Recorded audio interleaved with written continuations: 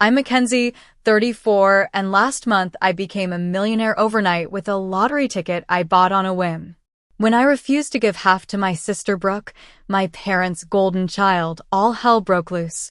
Nothing prepared me for walking into my apartment and finding my mother burning my lottery check while my father coldly stated, "If you won't share, you won't get a penny." But their smug faces turned to shock when I burst out laughing. Before I tell you why, let me know where you're watching from. Hit that subscribe button and settle in because this family drama has a twist they never saw coming. Growing up in our middle-class suburban home in Ohio wasn't exactly the picture-perfect childhood you'd see in family sitcoms. From the moment my sister Brooke was born when I was 6, it became painfully obvious who the favorite child was.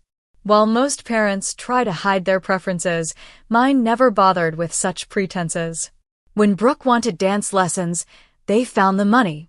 When I needed a graphing calculator for advanced math, I worked extra shifts at the local grocery store. Brooke's artwork was prominently displayed throughout the house. My academic achievements were met with casual nods.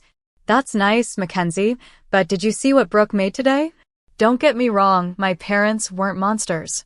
They provided the basics and occasionally showed genuine interest in my life. But the imbalance was constant and undeniable. As we grew older, the pattern continued. Brooke dropped out of college to find herself, and my parents supported her financially through 3 different majors and 5 career changes. Meanwhile, I worked through school, maintained a scholarship, and still graduated with substantial student loan debt. By the time I reached my 30s, I'd built a decent life for myself. I had a steady job as a marketing coordinator for a healthcare company, a small but comfortable 1-bedroom apartment, and enough savings to occasionally treat myself to dinner out or a weekend trip. I wasn't wealthy by any means. Student loans still consumed a significant portion of my monthly budget, but I was proud of my independence. That Tuesday started like any other. I stopped for gas on my way home from work, mentally calculating how much I could afford to put in the tank until payday. While paying, I impulsively added a lottery ticket to my purchase. I rarely played, maybe 2 or 3 times a year when the jackpot made headlines. But something compelled me that day. "You never know, right?" the cashier said, handing me the ticket with a smile. "Lightning has to strike somewhere," I replied with a laugh, tucking the ticket into my wallet without much thought. That evening, I heated up leftover pasta and scrolled through social media while half watching TV. The lottery drawing came on, and I remembered my ticket. I pulled it out, expecting the usual disappointment of maybe matching one number, if I was lucky. The first number matched. Then the second. By the 3rd match, I was sitting up straight, heart beginning to race. 4th number, match. 5th, match. When the final number matched, I literally stopped breathing. I checked and rechecked the numbers, convinced I was misreading something. But there it was. All 6 numbers. According to the announcer, the jackpot was $2.5 million. I sat in stunned silence for nearly 30 minutes, staring alternately at the ticket and the television. Eventually, I took a photo of the ticket, then placed it in a Ziploc bag and tucked it into my copy of Pride and Prejudice on my bookshelf, the safest place I could think of at that moment. My hands shook as I called my best friend, Rachel. "You need to come over. Now." And I'm not joking or exaggerating, I managed to say. Rachel arrived 20 minutes later, clearly worried. "What's wrong? Are you okay?" Wordlessly, I showed her the ticket and the numbers I'd written down from the broadcast. "Holy shit," she whispered, eyes widening. "Mackenzie, holy shit. Is it real?" I asked, my voice small. "Can you check the numbers again?" "I'm afraid I'm hallucinating." She pulled out her phone and looked up the winning numbers, comparing them to my ticket. "It's real. Oh my God, it's real. You just won $2.5 million. That night was a blur of disbelief, elation, and fear. Rachel stayed over, and we talked until sunrise about possibilities, about what this could mean for my life. For the first time, I could pay off my student loans entirely. I could buy a house, not just any house, but a beautiful home with a yard. I could invest, travel, donate to causes I cared about. The next morning, I called in sick to work and contacted the state lottery commission. They confirmed I needed to come to their headquarters to verify the ticket and begin the claim process. Rachel drove me, as I was too nervous to get behind the wheel. At the lottery office, officials verified my ticket and identity, explained the process, and informed me about my options: a lump sum payment, less after taxes, but immediately available, or annuity payments over several years. They also arranged for a ceremonial big check photo opportunity, though they explained the actual funds would be processed through their financial department and would take approximately 2 weeks. As I posed for photos with the oversized check, the reality finally started to sink in. My life had changed forever in an instant. But I had no idea how it would test my relationships and reveal truths about my family that I had always suspected but never wanted to confirm. With the initial verification complete and the ceremonial photos taken, I returned home with a folder full of paperwork, a copy of the novelty check for my records, and a head spinning with possibilities. The lottery officials had strongly advised keeping my windfall private until the funds were secured and proper financial and security measures were in place. Winners often find themselves besieged by long-lost relatives, investment opportunities, and charity cases, the lottery representative had warned. Consider carefully who you tell and when. I knew she was right, but I also felt a strange obligation to tell my family. Despite our complicated relationship, they were still my parents. And despite the favoritism, Brooke was still my sister. Part of me, a part I'm not proud of, also wanted them to see that I had succeeded in this unexpected way. Maybe now they would finally see me. After a few days of deliberation, I decided to share my news during Sunday dinner at my parents' house, a monthly tradition I maintained more out of duty than enjoyment. I arrived early, helping my mother prepare the meal while mentally rehearsing how I would tell them. "You seem different today," my mother observed, eyeing me as she chopped vegetables. "Did something happen at work?" "You could say something happened," I replied, unable to suppress a small smile. "But let's wait until everyone's here." My father joined us, asking about my apartment's persistent plumbing issues, problems I would soon be able to leave behind forever. When we sat down to eat, I took a deep breath and decided it was time. "I have some news," I began, my heart pounding. "Something pretty incredible happened last week. I won the lottery." My parents stared at me in disbelief. "The lottery?" my father repeated. "Like $20? "No," I said, my voice steadier than I expected. "The state lottery." I matched all 6 numbers. It's $2.5 million. The silence that followed was profound. Then both my parents erupted in exclamations of shock and congratulations. My mother actually got up to hug me, something that rarely happened in our family. "Oh my goodness, Mackenzie. This is unbelievable," she exclaimed. "Wait until Brooke hears this." And there it was. Not even a full minute of celebration before my sister was mentioned. As if on cue, the front door opened and Brooke swept in, fashionably late as usual. "Sorry I'm late. Traffic was awful." "What did I miss?"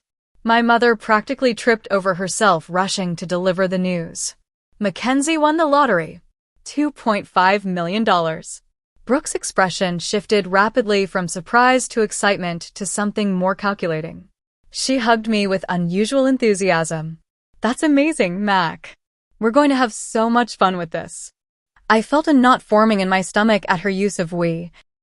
Before I could respond, my father chimed in. "This is perfect timing, actually. Brooke, tell your sister about your situation." Brooke at least had the decency to look slightly embarrassed. "It's not a big deal, really. I'm just in a bit of a financial bind with the business." The business was her latest venture, an online boutique selling overpriced bohemian clothing that she'd started 6 months ago after abandoning her job at a marketing firm. I'd already heard from my parents that it wasn't going well. "It's more than a bit of a bind," my father corrected. The credit card debt alone is nearly $30,000, and then there's the inventory loan. Dad, please, Brooke interrupted, shooting him an annoyed look before turning back to me with a practiced smile. But hey, that's not important right now. This is about your amazing news. Though, I mean, if you were thinking about helping family, I wouldn't say no. I sat there, food forgotten, as I processed what was happening. Not a single question about how I felt about winning. No inquiries about my plans or dreams. Just an immediate pivot to how my windfall could solve Brooke's problems. I haven't even received the money yet, I said carefully. There's a whole process, and I need to speak with financial advisors about the best way to. But you will help your sister, of course, my mother interjected, as if it were already decided. Family helps family. And with so much money, you can easily spare enough to clear Brooke's debts and give her business a proper chance. The knot in my stomach tightened. I haven't made any decisions yet. This just happened, and I'm still processing everything. What's there to process? My father asked, his tone shifting from celebratory to something harder. Your sister needs help, and now you can provide it. That's what family does. What about my student loans? I countered. Or the fact that I've been living paycheck to paycheck while trying to build some kind of security for myself. Don't I deserve to take care of my needs first? Don't be selfish, Mackenzie, my mother said, her voice taking on the disappointed tone I knew all too well. Your sister has a real business with real potential. This could be her big break. And what about my big break? I asked, feeling a lifetime of resentment bubbling to the surface. For once in my life, something amazing has happened to me, and immediately it becomes about Brooke. Brooke's expression turned hurt. I can't believe you're being like this. If I won, I would share with you without hesitation. The hypocrisy of that statement was almost laughable. When Brooke had received a $10,000 inheritance from our grandmother 3 years ago, she'd spent it all on a luxury vacation to Bali without so much as offering to take any of us to dinner. The rest of the meal devolved into tense conversation, with my parents alternating between guilt trips and thinly veiled demands. By the time I left, the joy of my windfall had been thoroughly tarnished. Instead of celebrating with my family, I drove home fighting back tears of frustration and disappointment. Once home, I poured myself a glass of wine and called Rachel. That bad, huh? She asked after I recounted the dinner disaster. They didn't even wait 5 minutes before making it about Brooke, I said, my voice breaking. Not a single question about what this means for me or what I might want to do with my own money. I'm not surprised, but I'm still sorry, Rachel replied gently. What are you going to do? I took a deep breath. Exactly what I planned before dinner. Pay off my debts, secure my future, and make smart decisions. And apparently, set some very firm boundaries with my family. Little did I know how severely those boundaries would be tested in the coming days. The morning after the disastrous family dinner, my phone began ringing at 7:30 a.m. It was my mother. I've been thinking about our conversation last night, she began without preamble. I think you were just overwhelmed, which is understandable. But now that you've had time to sleep on it, I'm sure you see how important it is to help your sister. I pinched the bridge of my nose, already feeling a headache forming. Mom, it's not even 8 o'clock and I'm getting ready for work. Can we talk about this later? What's there to talk about? This is what family does, Mackenzie. Your father and I have always taught you girls to support each other. The irony of this statement was not lost on me. I need to go. We'll discuss this another time. Before she could respond, I ended the call and silenced my phone. I needed space to think clearly without the constant pressure. At work, I met with my supervisor and vaguely mentioned that I might need to take some personal time in the coming weeks to deal with a family situation. I wasn't ready to disclose my win to my workplace, especially since the funds hadn't been transferred yet. During my lunch break, I checked my phone to find 3 missed calls from my mother, 2 from my father, and a text from Brooke. Hey sis. Just wanted to say I totally understand you needing time to process everything. No pressure. But when you're ready to talk, I have some spreadsheets showing exactly how much I need to clear my debts and get the business profitable. Love you. Red heart. I closed the message without responding. That afternoon, I contacted a financial advisor recommended by the Lottery Commission, someone experienced in working with sudden wealth situations.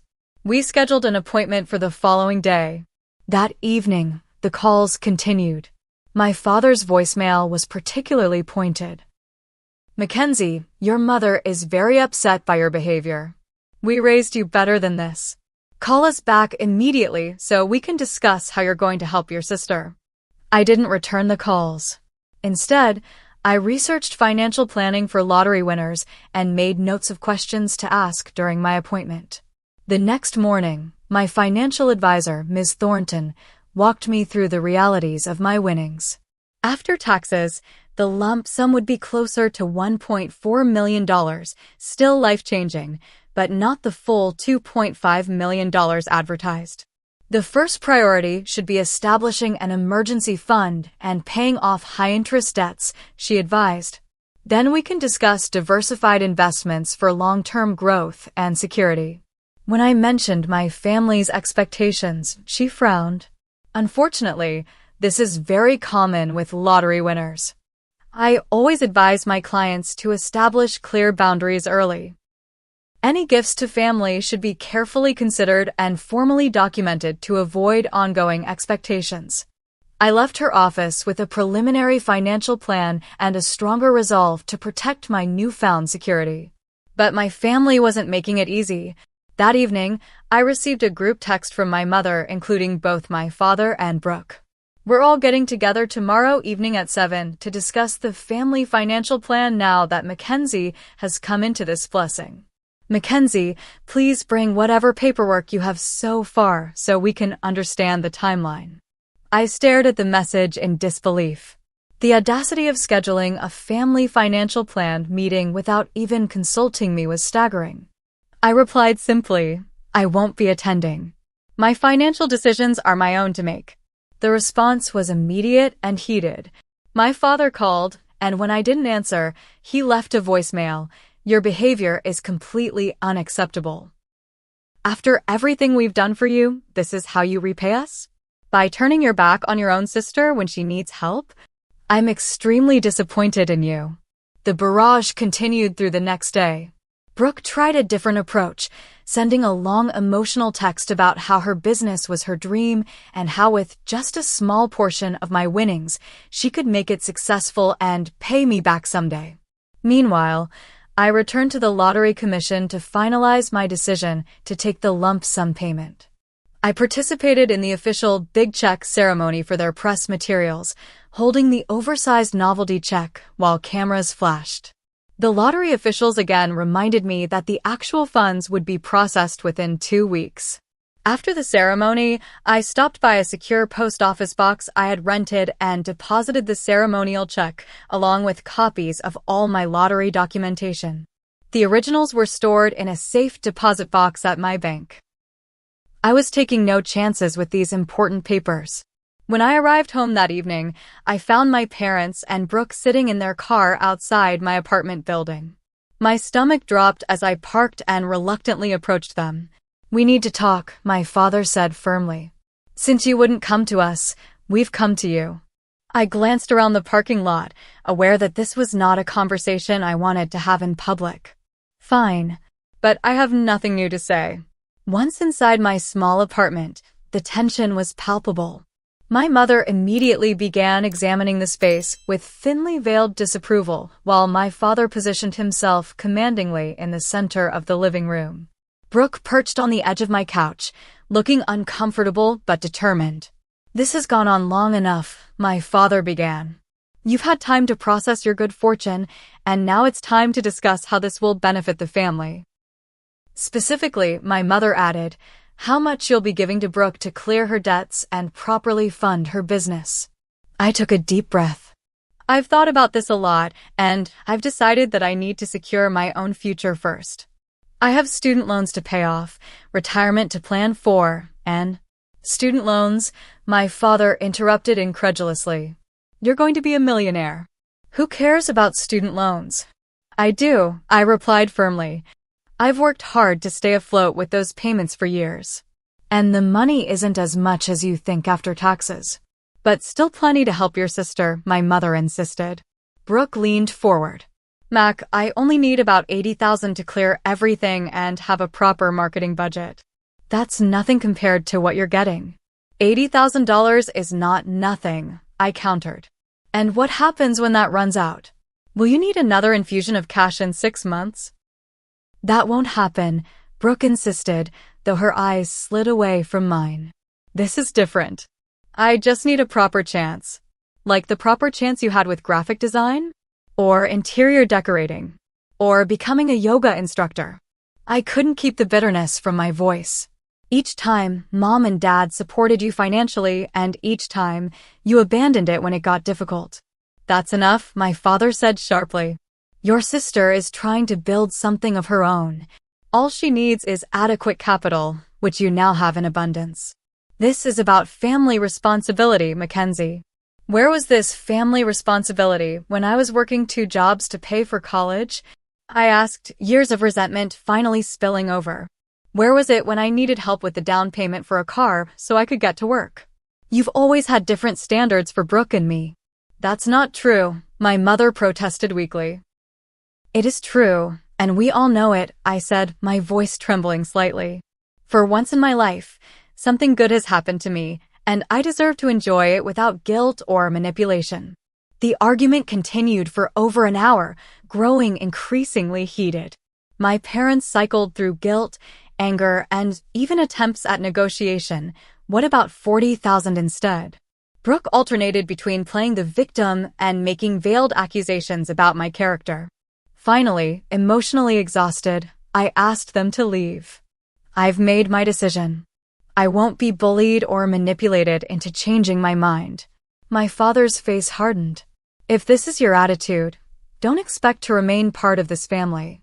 The words hit like a physical blow, but I stood my ground. If your acceptance is conditional on me giving away my financial security, then maybe that's for the best. After they left, I collapsed onto my couch, emotionally drained but oddly relieved.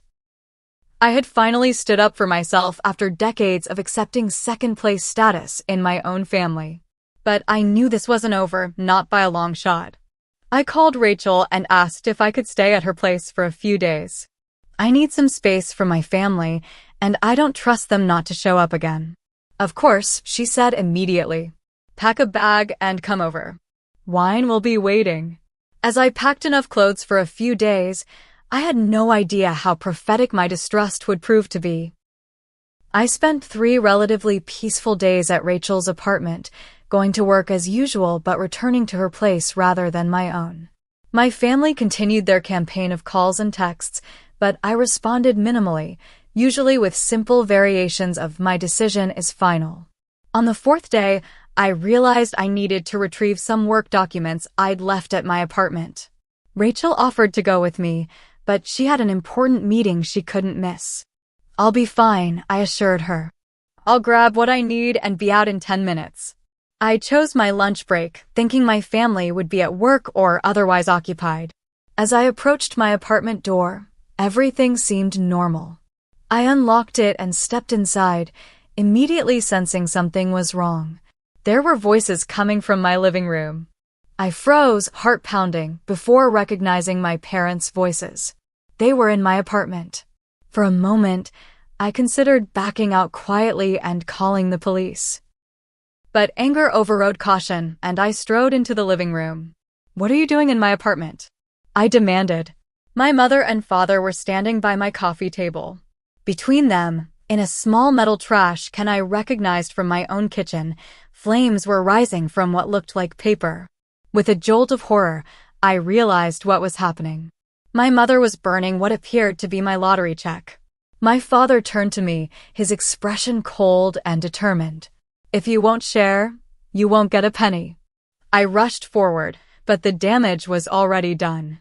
The paper was mostly ash now, flames consuming what little remained.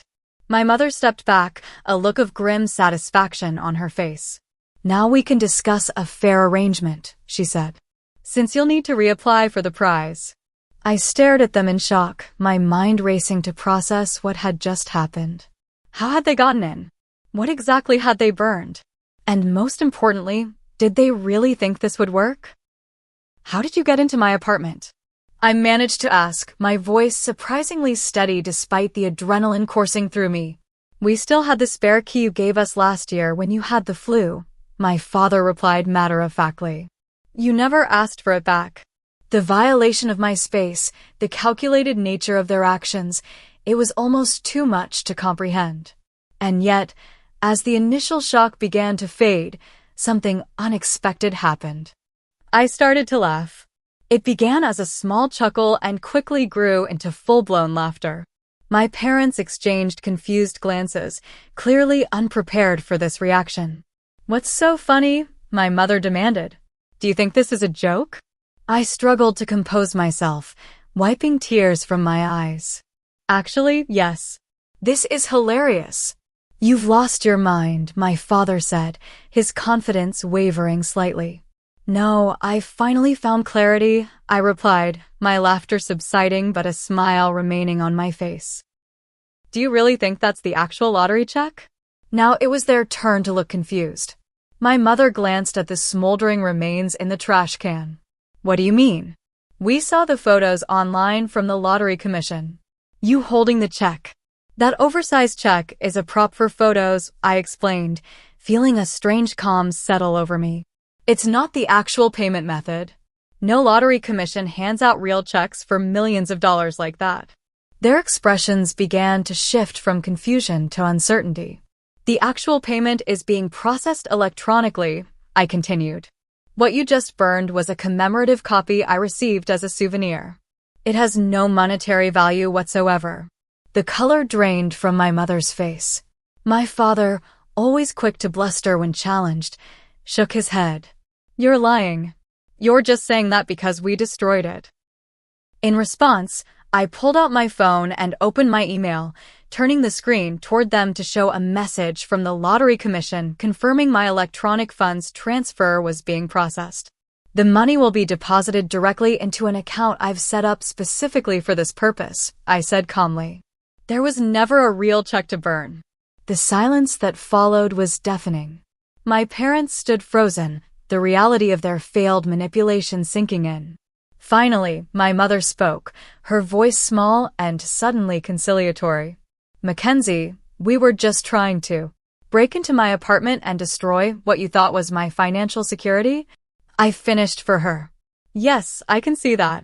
You're blowing this out of proportion, my father attempted, his authoritative tone returning. We're your parents.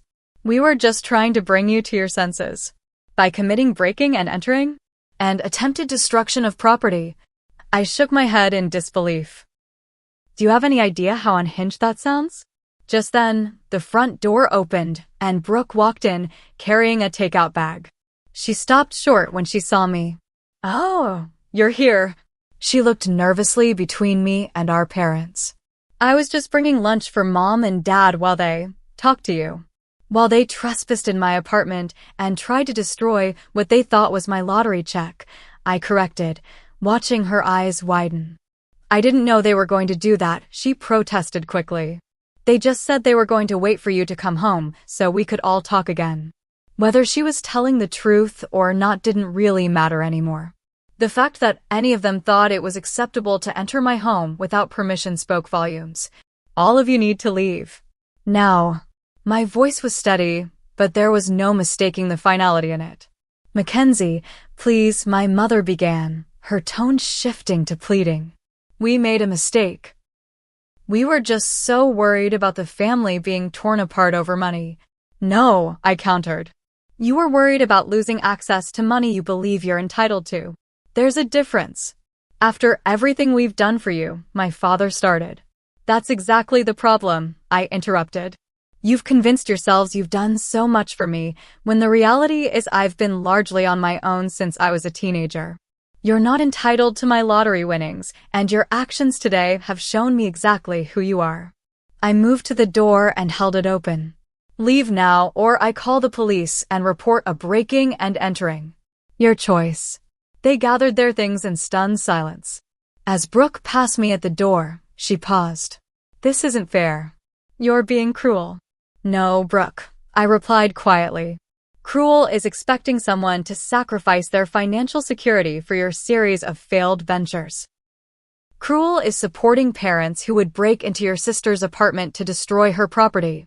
You've always been the favorite, and you've used that to your advantage your entire life. That ends today. After they left, I immediately called a locksmith to change my locks and began researching security systems I could install. I also called Rachel to update her on what had happened. They did what? She exclaimed. That's insane. Are you okay? Strangely, yes, I replied, surveying my apartment. I think this needed to happen. The illusion is gone now. I see them clearly for who they are, and it's actually liberating. That night, I received a flurry of texts from extended family members, aunts, uncles, cousins, all expressing concern about the family rift and urging me to reconsider my harsh stance against my parents and sister. Clearly, my family had been busy spinning their version of events. I didn't bother responding. Instead, I focused on finishing my packing. I had already given notice at my apartment and found a short-term rental in a secure building across town. No one in my family knew the address, and I intended to keep it that way. As I sealed the last box, I felt a weight lifting from my shoulders. The money hadn't even hit my account yet, but I was already experiencing a different kind of wealth, the richness of clarity, and the luxury of finally prioritizing myself. The day after the burning incident, I took a personal day from work to handle several important matters. First, I met with a lawyer recommended by my financial advisor to discuss the legality of my family's actions and how to protect myself going forward. Breaking and entering is a criminal offense, the lawyer, Ms. Patterson, explained. As is destruction of property, even if what they destroyed was ultimately just a souvenir. I don't necessarily want to press charges, I said, still conflicted despite everything. I just want them to leave me alone. A restraining order might be appropriate, then, she suggested. And I'd recommend documenting everything in case their behavior escalates further. Next, I visited the bank where I'd set up the account for my lottery winnings. The bank manager assured me that all security measures were in place, including requiring in-person identification for any transactions. We've worked with lottery winners before, she explained. Your account has our highest security protocols. No one can access it without your physical presence and multiple forms of ID. As a final precaution, I contacted the Lottery Commission to alert them to my family's behavior. Unfortunately, this happens more often than you'd think, the representative said sympathetically. Rest assured, we will not discuss your winnings with anyone but you, regardless of their claimed relationship. With these safeguards in place, I returned to my newly secured apartment to finish packing for my move the following day. As I sorted through my belongings, deciding what to take and what to donate, my phone rang. It was a number I didn't recognize. Hello. I answered cautiously. Mackenzie? It's Aunt Helen. My mother's sister had always been somewhat of a neutral party in family dynamics, neither encouraging my parents' favoritism nor actively opposing it. Aunt Helen, I responded, my tone guarded. I assume you've heard some version of recent events. I've heard your mother's version, she confirmed. But I've known your mother my entire life, so I can read between the lines. What really happened? Something in her voice, a genuine concern without judgment, prompted me to tell her everything, from the lottery win to the breaking and entering to the ceremonial check burning. When I finished, she was silent for a moment. They broke into your apartment and burned what they thought was your check, she finally asked, her voice a mixture of horror and disbelief. Yes, I confirmed. And they seemed to genuinely believe that would somehow force me to share the money with Brooke. Good Lord, she muttered. I knew your mother could be dramatic, but this is criminal behavior. The irony is, there was never an actual check to burn, I explained. The lottery doesn't work that way. The giant check from the ceremony is just for publicity photos. The real payment is processed electronically. Aunt Helen gave a short, incredulous laugh. So they committed a crime for absolutely nothing? Essentially, yes. Despite everything, I found myself smiling at the absurdity of it all. The look on their faces when I explained that to them. I can imagine, she said. Listen, Mackenzie, I'm sorry this happened to you. And I'm sorry that your win has been tainted by all this ugliness. You deserve to enjoy your good fortune without this drama. Her understanding was unexpected and touching. Thank you, Aunt Helen. That means a lot. For what it's worth, she added, your mother has been calling everyone in the family trying to rally support for her side. But after hearing what really happened, I think you'll find most of us are appalled by their behavior. After we hung up, I felt a small measure of relief knowing that at least some of my extended family understood the reality of the situation. The next day, as professional movers loaded my belongings into their truck, my phone began ringing repeatedly. It was my parents. After the fifth call in 10 minutes, I finally answered. What do you want? I asked, my patience exhausted. We need to talk, my father said, his tone notably less commanding than usual. Your mother and I have been discussing things, and we realize we may have overreacted. Overreacted. I repeated incredulously. You broke into my apartment and tried to destroy what you thought was my financial security. That's not overreacting, that's criminal. We were upset. My mother chimed in from what must have been speakerphone. We weren't thinking clearly. But we're your parents, Mackenzie. Surely we can move past this misunderstanding. This wasn't a misunderstanding, I corrected her. A misunderstanding is when we miscommunicate about dinner plans. What you did was deliberate and calculated. The point is, my father interjected, we want to apologize and start fresh. Family is more important than money. I agree completely, I replied. Which is why I was so shocked that you were willing to destroy our relationship over money that isn't even yours. There was an uncomfortable silence before my mother spoke again. Brooke is very upset. She feels like you're punishing her for our actions. I sighed, watching as the movers carried out the last of my boxes. I'm not punishing anyone. I'm protecting myself from people who have demonstrated they don't have my best interests at heart. So what now? My father asked. You're just going to cut us off completely? For now, yes, I said firmly. I need time and space. I've arranged for my mail to be forwarded, and I'm moving today. Please don't try to contact me for a while. I'll reach out if I'm ready.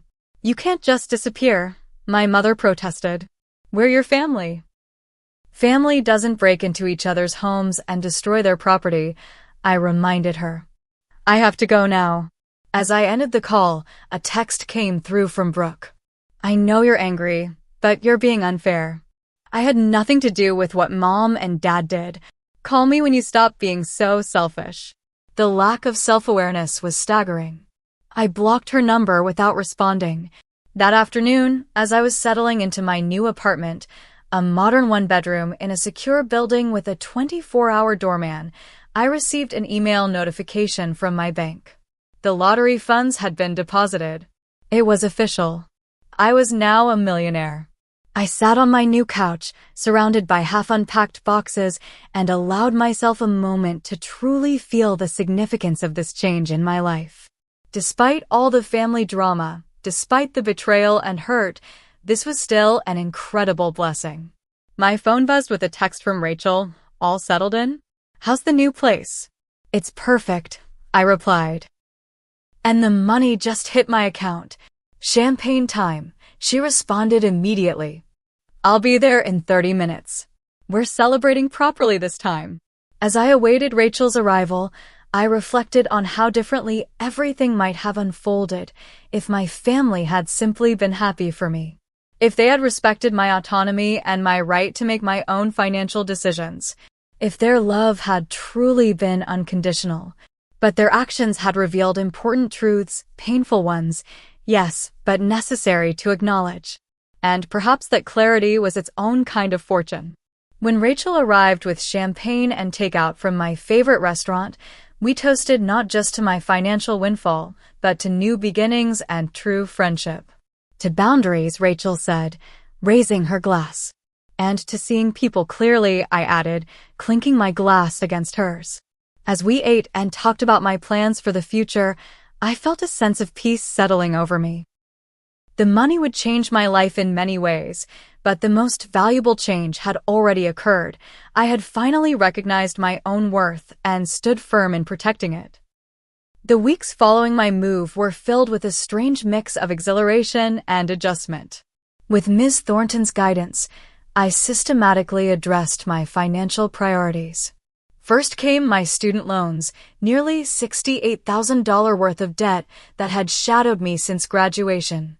Submitting that final payment brought an unexpected emotional release. I actually cried as I clicked the Pay Off Remaining Balance button.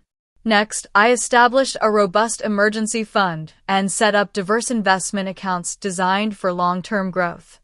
I purchased a modest but beautiful 3-bedroom house in a quiet neighborhood with excellent security features.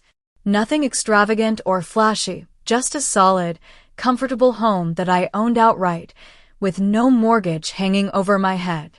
"You're being remarkably sensible," Ms. Thornton commented during one of our meetings.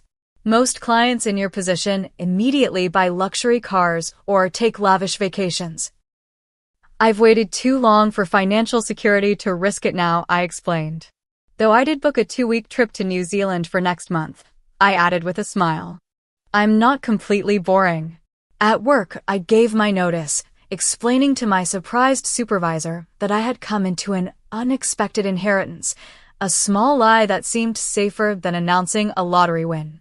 I agreed to stay on for 6 weeks to properly train my replacement and transition my projects.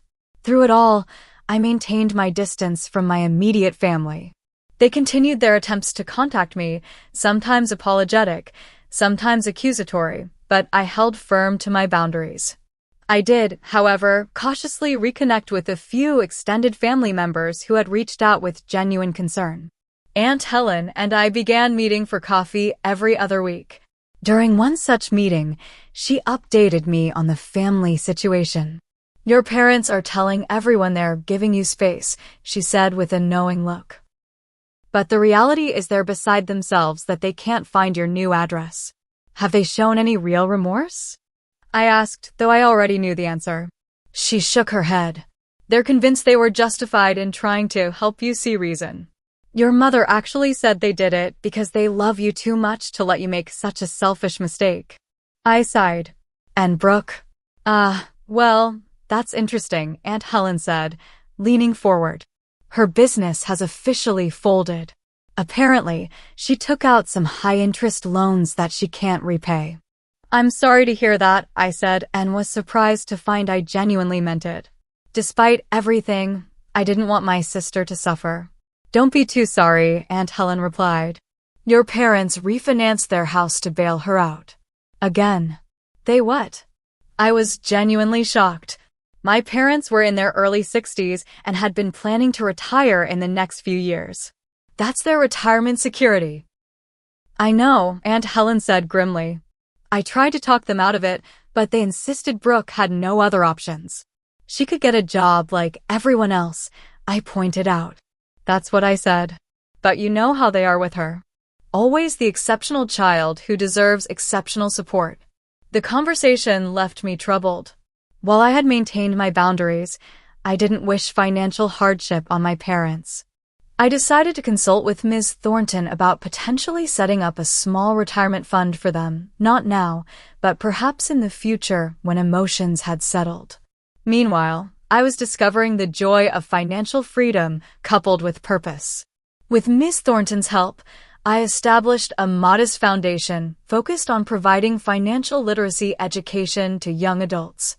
I partnered with local community colleges to offer workshops on budgeting, understanding credit, and basic investing principles, all the knowledge I had struggled to acquire on my own. I also made anonymous donations to causes I cared about, a shelter for domestic violence survivors, the public library that had been my sanctuary growing up, and a scholarship fund for first-generation college students. These acts of giving brought me more satisfaction than any luxury purchase could have. I wasn't just changing my own life, I was creating ripple effects that might change others' lives too. Rachel remained my steadfast supporter through all of these transitions. When I confessed my guilt about not helping Brooke despite having the means to do so, she provided a valuable perspective. "Your sister doesn't need a bailout. She needs to learn consequences," Rachel pointed out. "If you step in now, you're just replacing your parents as her safety net. Nothing will change." "I know you're right," I sighed. "But I still feel this nagging guilt." "That's because you're a good person," Rachel said firmly. "But being a good person doesn't mean being a doormat. You can be generous without being exploited." About 3 months after the burning incident, I received an unexpected email from Brooke. Unlike her previous messages, this one seemed more reflective. "I've been doing a lot of thinking about everything that happened. I realize now how entitled I must have seemed about your lottery win. The truth is, I was desperate. My business was failing and I was too proud to admit it. That doesn't excuse my behavior or mom and dad's, but I wanted you to know that I understand better now why you reacted the way you did. I miss my sister." I read the email several times, trying to gauge its sincerity. Was this a genuine moment of growth for Brooke, or another manipulation tactic now that her financial situation had deteriorated? After careful consideration, I replied with a brief but not unkind message. "Thank you for your email, Brooke. I appreciate your reflection on what happened. I'm still processing everything and need more time before considering any kind of reconciliation. I hope you're finding your way forward." Her response came quickly. "I understand. For what it's worth, I've finally taken a regular job, assistant manager at Riverside Cafe. It's not glamorous, but it's stable. Take all the time you need. I'll be here if you're ready." This small evidence of Brooke taking responsibility for her own financial situation was the first positive sign I'd seen. While I wasn't ready to fully reconnect, it left me open to the possibility that genuine change might be possible, eventually. As my new life took shape, I found myself experiencing a profound sense of peace. My days were filled with meaningful work through my foundation, enjoyable hobbies I'd never had time for before, and genuine connections with friends and the extended family members who respected my boundaries. The wealth hadn't changed who I was at my core. I still shopped sales and felt a twinge of guilt when splurging on expensive items. But it had removed the constant background anxiety about money that had been my companion for so long. More importantly, it had catalyzed a necessary transformation in how I viewed myself and my relationships. One evening, as Rachel and I enjoyed dinner on my new patio, she raised her glass in a toast. "To the unexpected silver lining," she said. "Without the lottery, you might never have seen your family so clearly or found the strength to prioritize yourself." I clinked my glass against hers, reflecting on the truth of her words. "Sometimes the greatest gift isn't the money itself," I replied, "but what it reveals about the people around you and about yourself." One year after the lottery, when that changed everything, I stood in the doorway of my home office, surveying the space I'd created for myself. Large windows overlooked a garden that was just beginning to bloom with spring flowers. The walls were lined with bookshelves containing volumes I'd always wanted to read, but never had time for. My desk, a beautiful antique I'd carefully restored myself, held a laptop and a neat stack of documents related to my foundation's latest financial literacy program. This room, like my new life, was entirely of my own making. Every element reflected my choices, my values, my vision, not those imposed by family expectations or financial limitations. It was a physical manifestation of the internal journey I'd undertaken over the past year. The path to healing hadn't been straightforward. There were days when I questioned my decisions, when the weight of family estrangement felt heavier than the relief of boundaries. There were nights when I dreamed about reconciliation scenarios, waking with a confused mixture of longing and resolve. My therapist, another investment in myself I'd made after the lottery, had helped me navigate these complex emotions. Healing isn't linear, she often reminded me. And establishing healthy boundaries with family doesn't mean you've stopped loving them. It means you've started loving yourself. That perspective had been crucial as I cautiously began reconnecting with certain family members. Aunt Helen remained a steady presence, providing updates about my parents and Brooke without pressure or judgment. Through her, I learned that my parents had finally paid off the refinanced mortgage, thanks to my father postponing retirement and taking on consulting work. Brooke, meanwhile, had maintained her job at the cafe and even received a promotion to manager. According to Aunt Helen, she had also joined a financial management group and was slowly working to repair her credit. These positive developments had eventually led me to accept an invitation to meet Brooke for coffee about 8 months after our estrangement began. We chose a neutral location, a quiet cafe halfway between our respective homes. The initial awkwardness had been palpable as we settled at a corner table, each of us careful with our words. "You look good," Brooke had said, studying me. "Happy?" "I am," I confirmed. "And you?" "Aunt Helen mentioned you're doing well at the cafe." A flash of the old Brooke appeared, a slight wince at the mention of her service industry job, but it quickly passed. "It's been a learning experience," she admitted. "Not what I envisioned for myself, but I'm good at it, surprisingly." We talked carefully around the edges of the past at first, focusing on present circumstances and neutral topics. But eventually, we had to address the elephant in the room. "I'm sorry," Brooke said suddenly, interrupting a safe conversation about a new restaurant in town. "Not just for what happened with Mom and Dad and the check. For everything. For always expecting to be bailed out. For never considering what you might need." The sincerity in her voice caught me off guard. "Thank you," I said simply, giving her space to continue. "When your money didn't materialize to solve my problems, I had to face some hard truths," she continued. "I've never had to deal with consequences before. Mom and Dad always fixed everything, and I let them because it was easier. It's a pattern that started when we were kids," I acknowledged. "It wasn't entirely your fault. But I participated in it," she countered. "And I benefited from it at your expense." "I see that now." That first meeting had ended with a tentative hug and a promise to try again in a few weeks. We'd had several more coffee dates since then, each one a little more comfortable than the last. We weren't best friends, too much history stood between us for that, but we were finding a new, more balanced way to be sisters. My parents were a more complicated matter. While I'd exchanged a few brief emails with them, I wasn't ready for in-person contact. Their apologies still carried undertones of justification, suggesting they hadn't fully recognized the gravity of their actions or the patterns that led to them. "You'll know when or if you're ready," my therapist had assured me. And it's perfectly acceptable if that time never comes. That permission to prioritize my own well-being without guilt had been transformative. I'd spent so much of my life accommodating others' needs and expectations that establishing firm boundaries felt like learning a foreign language. But with practice, it was becoming more natural. The lottery money, while providing material security, had been merely the catalyst for this more profound personal growth. The true wealth I'd gained was in self-knowledge and self-respect. This perspective informed how I managed my financial windfall as well. Rather than defining myself by my bank account or allowing money to become my primary identity, I viewed it as a tool, one that could provide security, yes, but also one that could create positive impact.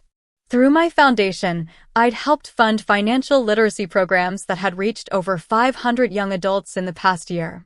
The feedback from participants was often emotional. Many shared stories of being the first in their families to understand compound interest, investment basics, or the true cost of credit card debt. "You're not just teaching them about money," one community college partner had told me. "You're breaking generational patterns." That comment had resonated deeply with me. Breaking patterns. Wasn't that exactly what I'd done in my own life? As I moved from my office to the kitchen to prepare dinner, my phone buzzed with a text from Rachel. Just confirmed reservations for New Zealand 2.0 next month. Pack your hiking boots. I smiled, thinking about our upcoming adventure, our second trip to New Zealand, this time to explore the southern island.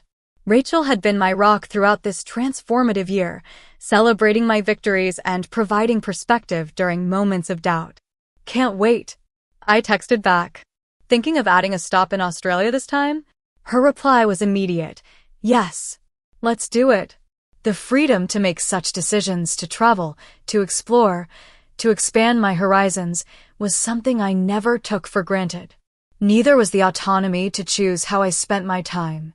In addition to managing my foundation, I'd started taking classes in furniture restoration, a hobby I'd always been interested in but never had time to pursue. My dining room table was currently covered with the components of an antique radio cabinet I was bringing back to life.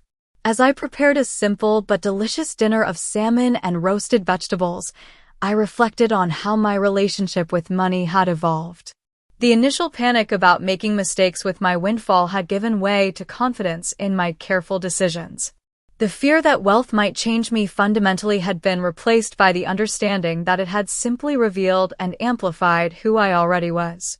Most importantly, I'd learned that financial wealth, while providing comfort and opportunities, wasn't the most valuable currency in life. Trust, respect, authentic connection, these were the true treasures, and they couldn't be purchased at any price. After dinner, I settled on my porch swing with a glass of wine, watching the sunset paint the sky in brilliant oranges and pinks. A year ago, I couldn't have imagined the life I now lived. Not just because of the financial changes, but because of the emotional freedom I'd claimed. The lottery had given me $2.5 million, but my own choices had given me something far more precious, a life aligned with my values, relationships based on mutual respect, and the quiet confidence that came from knowing my own worth. For anyone watching this who might be struggling with family boundaries or finding their own voice, I hope my story encourages you. It's never too late to recognize your value and require others to respect it. The path isn't easy, but the peace waiting on the other side is worth every difficult step. If my journey has resonated with you, I'd love to hear your thoughts in the comments. Have you ever had to establish difficult boundaries with loved ones? What helped you find the courage to stand firm? Share your experiences below and know that your story matters too.